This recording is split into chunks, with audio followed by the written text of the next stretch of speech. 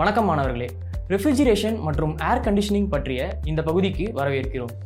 இந்த பகுதியில் பல்வேறு வகையான ரிலேகள், கெப்பாசிட்டர்கள், ஓஎல்பிகளை எவ்வாறு சரிபார்ப்பது மற்றும் சோதிப்பது, ஃபால்ட்களை கண்டறிதல் மற்றும் சரிசெய்தல் ஆகியவற்றை பற்றி கற்றுக்கொள்வோம். குறிக்கோள்கள். இந்த பயிற்சியின் முடிவில் உங்களால் பிசிக்கல் செக் மெத்தட் மூலம் கண்டென்சரை சரிபார்த்து சோதிக்கவும், ஸ்பார்க் டெஸ்ட் மெத்தட் மூலம் ஒரு கண்டென்சரை சரிபார்த்து சோதிக்கவும், கிளாம்ப் மீட்டர் மூலம் கண்டென்சரை சரிபார்த்து சோதிக்கவும், ஓவர்லோட் புரொடெக்டரை அதாவது ஓஎல்பியை சரிபார்த்து சோதிக்கவும், ரீலேவை சரிபார்த்து சோதிக்கவும் முடியும். இப்போது பல்வேறு வகையான ரீலேகள், கெப்பாசிட்டர்கள், ஓஎல்பிகளை சரிபார்ப்பதற்கும் சோதனை செய்வதற்கும் ஃபால்ட்களை கண்டறிவதற்கும் சரி செய்வதற்கும் தேவையான டூல்ஸ், எக்விப்மெண்ட்ஸ் மற்றும் கன்சியூமபிள்ஸ் ஆகியவற்றை பார்ப்போம். டூல்ஸ், எக்விப்மெண்ட் மற்றும் consumables. Screwdriver 10 millimetre tip, 200 millimetre நீளம். கட்டிங் பிளையர் இன்சுலேட்டட் ஹேண்டிலுடன் 200 மில்லிமீட்டர் நீளம். Screwdriver set, clamp meter, FHP compressor, running capacitor 6 microfarads, current coil relay, overload protector OLP, 2 metre அளவு 1 square millimetre lead wire, 2 metre crocodile clip wire. Test board voltmeter மற்றும் அம்மீட்டருடன். இப்போது பல்வேறு வகையான relay, கெப்பாசிட்டர்கள், ஓஎல்பிகளை சரிபார்த்து சோதனை செய்வதற்கான தயாரிப்புகளை பார்ப்போம். ஃபால்ட்டுகள் மற்றும் ரெக்டிஃபிகேஷன்களை கண்டுபிடிப்போம். டாஸ்க் 1. கெப்பாசிட்டரை சரிபார்த்து சோதிக்கவும்.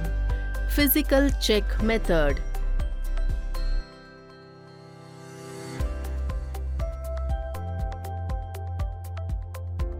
டாஸ்க் 2.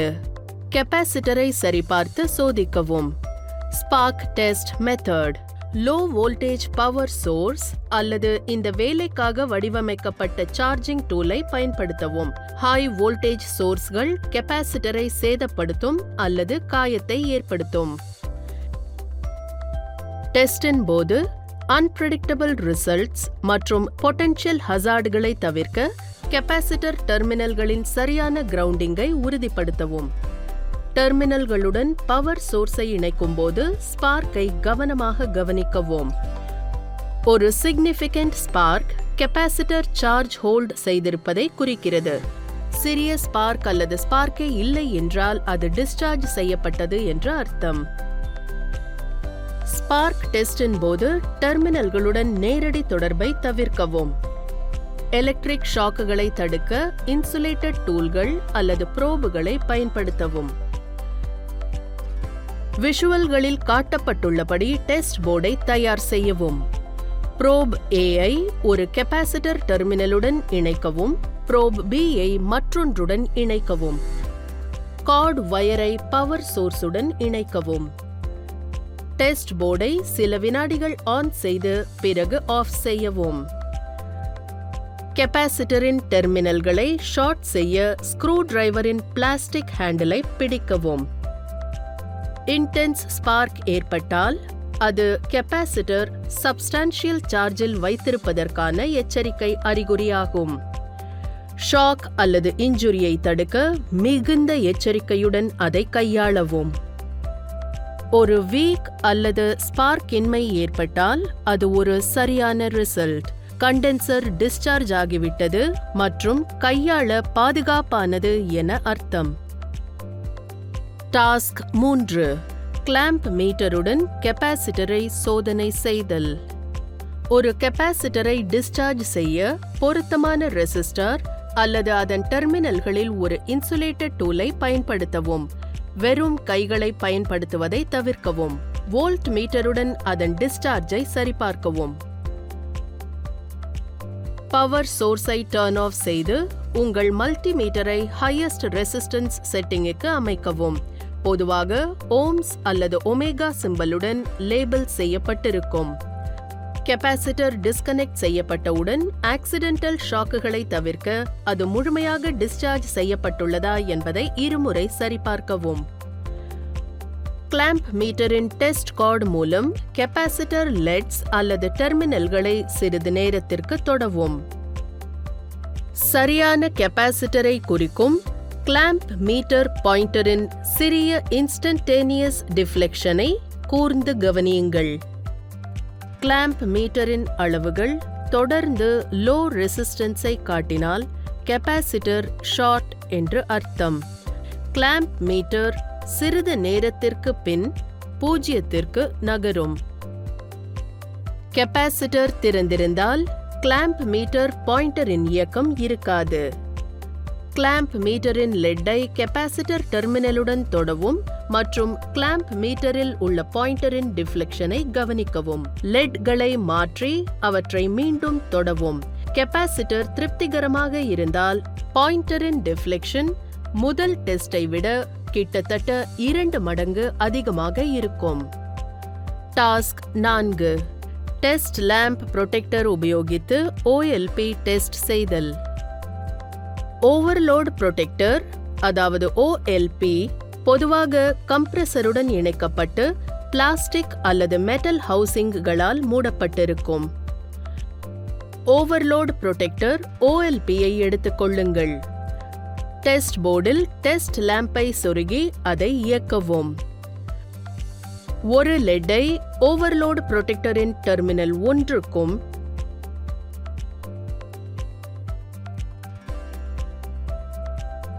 மற்றொன்றை டெர்மினல் 2 மற்றும் 3லும் தொடவும். பல்ப் ஒளிர்கிறது என்றால் ஓவர்லோட் புரொடெக்டர் OLP நன்றாக இருக்கிறது. கிளாம்ப் மீட்டர் நாபை ரெசிஸ்டன்ஸுக்கு அமைக்கவும். ஒரு ப்ரோபை ஓவர்லோட் புரொடெக்டரின் டெர்மினல் 1லும் மற்றொன்றை டெர்மினல் 2லும் தொடவும். மீட்டர் அளவை பார்க்கவும். 2லிருந்து ப்ரோபை எடுத்து 3க்கு தொடவும். மீட்டர் அளவை பார்க்கவும். கிளாம்ப் மீட்டர் கண்டினியூட்டியை காட்டினால் ஓவர்லோட் புரொடெக்டர் நன்றாக இருக்கிறது. டாஸ்க் 5. ரிலேவை சோதனை செய்தல். ரிலேக்கள் பொதுவாக சிறிய மல்டிபிள் பின்கள் அல்லது டெர்மினல்கள் கொண்ட பாக்ஸ் ஷேப்ட் காம்பனன்ட்கள் ஆகும். ரிலேக்களில் பொதுவாக காயில் பின்ஸ், கண்ட்ரோல் சைடு மற்றும் கான்டாக்ட் பின்ஸ், ஸ்விட்ச் சைடு இருக்கும். யூனிட்டிலிருந்து ரிலேவை டிஸ்கனெக்ட் செய்யவும். ரிலேவிலிருந்து வயர்களை அகற்றவும். கிளாம்ப் மீட்டர் நாபை ரெசிஸ்டன்ஸுக்கு அமைக்கவும். ஒரு ப்ரோபை ரீலே கான்டாக்ட் 1ற்கும் மற்றொன்றை S உடன் இணைக்கவும். அவற்றுக்கிடையே கண்டினியூட்டியை சரிபார்க்கவும். கண்டினியூட்டி இருந்தால் கான்டாக்டுகள் ஸ்ட்ரக் ஆகின்றன அல்லது ஒன்றாக வெல்ட் செய்யப்பட்டிருக்கின்றன. ரீலேயை மாற்றவும்.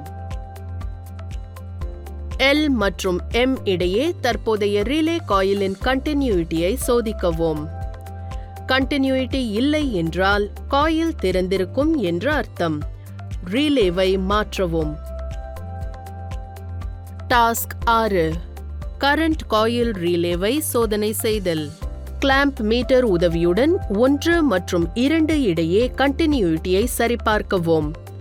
1 மற்றும் 2க்கும் இடையில் கண்டினியூட்டி சரியாக இருந்தால் தற்போதைய காயில் ரிலேயின் காயில் கண்டினியூட்டி சரி. சாதாரண நிலையில் 1 மற்றும் 2 கண்டினியூட்டி இருக்கும். 2 மற்றும் 3 இடையே கண்டினியூட்டியை சரிபார்க்கவும். பயன்படுத்தப்படாமல் சாதாரண நிலையில் இருக்கும்போது 2 மற்றும் 3 திறந்திருக்கும். 2 மற்றும் 3 இடையில் கண்டினியூட்டி இல்லை என்றால் ரீலே சரியாக இருக்கிறது என்று அர்த்தம். ரீலேவை தலைகீழாக வைத்திருங்கள்.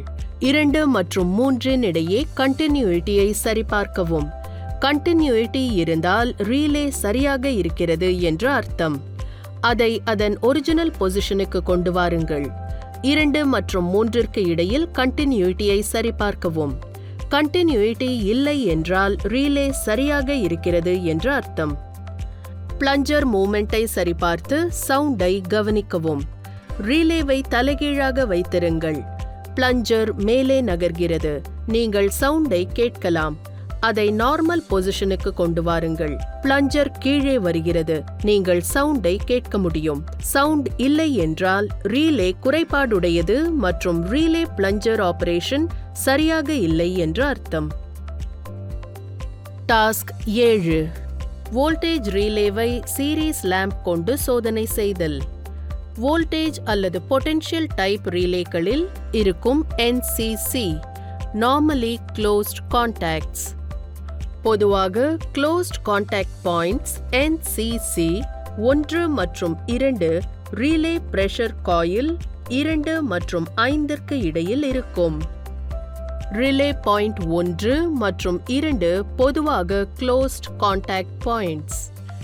சீரீஸ் லேம்ப் மூலம் சரிபார்க்கும்போது பல்ப் ஒளிரும்.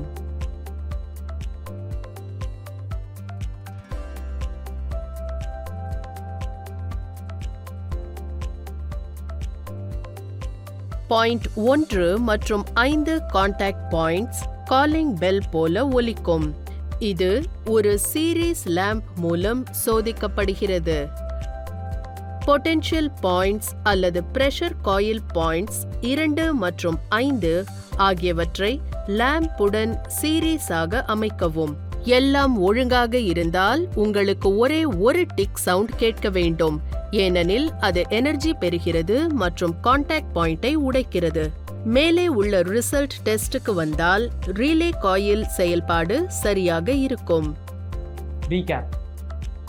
இந்த தலைப்பில் நாம் பிசிக்கல் செக் மெத்தட் மூலம் கெப்பாசிட்டரை சரிபார்த்தல் மற்றும் சோதனை செய்தல், ஸ்பார்க் டெஸ்ட் மெத்தட் மூலம் கெப்பாசிட்டரை சரிபார்த்தல் மற்றும் சோதனை செய்தல், கிளாம்ப் மீட்டரை கொண்டு கெப்பாசிட்டரை சரிபார்த்தல் மற்றும் சோதனை செய்தல், ஓவர்லோட் ப்ரொடெக்டர் சரிபார்த்தல் மற்றும் சோதனை செய்தல், ரிலேவை சரிபார்த்தல் மற்றும் சோதனை செய்தல் ஆகியவற்றை கற்றுக்கொண்டோம்.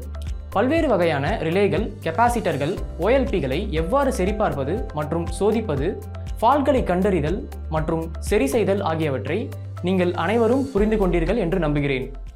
நன்றி மாணவர்களே. அடுத்த பகுதியில் சந்திப்போம்.